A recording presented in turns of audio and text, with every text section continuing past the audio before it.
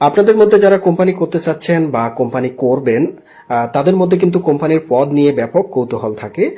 এর মধ্যে অন্যতম কৌতূহল হচ্ছে কোন পদের ক্ষমতা বেশি, কোম্পানিতে কোন কোন পদগুলো থাকে।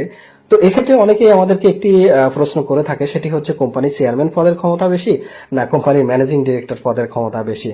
তো এখানে আসলে দুটো পদের দুই দিক থেকে গুরুত্ব আছে। যেমন চেয়ারম্যান পদ তো অবশ্যই সম্মানের পদ, যেহেতু সে পদাধিকার বলে সবচাইতে বড় পদে আছে, এবং সে যতগুলো মিটিং হবে কোম্পানির সবগুলোর কিন্তু সভাপতিত্ব করবে। সে সম্মান সূচক পদ। কিন্তু যদি কোম্পানির ক্ষেত্রে ক্ষমতাধর পদের কথা বলি, সেক্ষেত্রে কিন্তু ব্যবস্থাপনা পরিচালক সবচেয়ে ক্ষমতাধর পদ। কেননা সে ব্যবস্থাপনা পরিচালক অর্থাৎ পরিচালকদের কিন্তু প্রধান। সে সমস্ত কোম্পানির পরিচালনা করবে।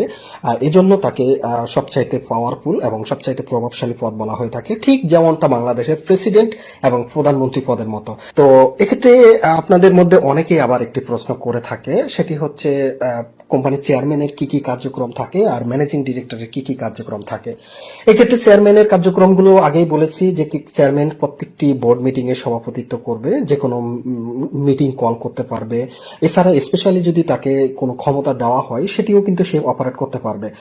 আর ম্যানেজিং ডিরেক্টরের যে সমস্ত ক্ষমতাগুলো, সে কিন্তু পুরো কোম্পানি পরিচালনা করবে। কোম্পানির নামে কোনো জমি বলেন, জায়গা বলেন, সম্পত্তি বলেন, যাই বলেন না কেন, সেগুলো কেনা বেচা সবকিছুই কিন্তু ম্যানেজিং ডিরেক্টর সিগনেচার করবে। এছাড়া প্রচুর কার্যক্রম এখানে কোম্পানির ম্যানেজিং ডিরেক্টর করতে পারে।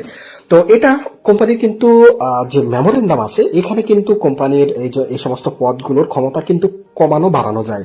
অর্থাৎ আপনি যদি চান যে না কোম্পানির ম্যানেজিং ডিরেক্টরকে আমরা ক্ষমতা একটু কম দেব, সেটাও কিন্তু করা যাবে। কোম্পানির মেমোরেন্ডামে এটাকে কমিয়ে দেওয়া যাবে, চেয়ারম্যানকে ক্ষমতা একটু বাড়ানো যাবে। তবে ইনহেরিটেন্স পাওয়ার বলতে একটা বিষয় থাকে, যে কিছু পাওয়ার ইনহেরিটেন্সলি কোম্পানির ম্যানেজিং ডিরেক্টর পেয়ে থাকে, সেগুলো থেকে